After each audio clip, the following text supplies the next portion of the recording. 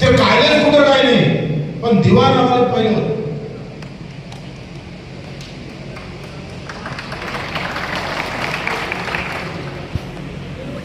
तुम्ही लक्षात घ्या, कष्टाशिवाय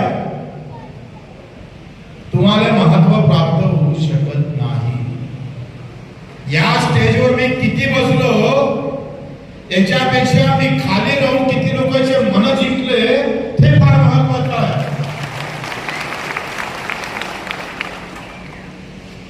बऱ्याच लोकांना असं वाटत असेल कदाचित का आम्ही स्टेजवर बसल्यावर हम कुछ नेता बन जाते हो. बिल्कुल सही नहीं है, बिल्कुल सही. भगत सिंह एकही गाव स्टेजवर बोलले नाही, बसले नाही.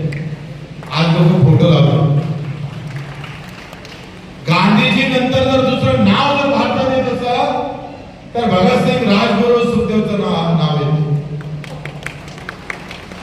लक्षात घ्या, त्यांच्या त्यागाला, त्यांच्या समर्पित भावनेला नतमस्तक होतात लोक.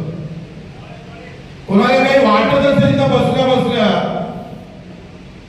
का मला जर इथे बसायला भेटलं असतं तर मैं भी कुछ दौड़ के और भाग सकता था.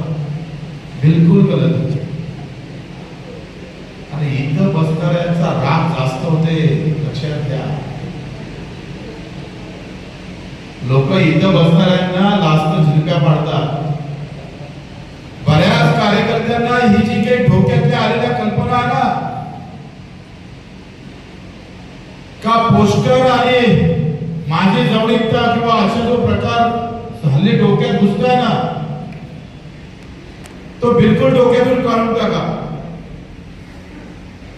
माझ्या डोक्यातलं मुंबईचं मुकुल वासनिकचं ते जे काही आंदोलन केलं त्या दिव्यांगानं आणि अजित पवारला ज्या कार्यकर्त्यांनी जॉब विचारला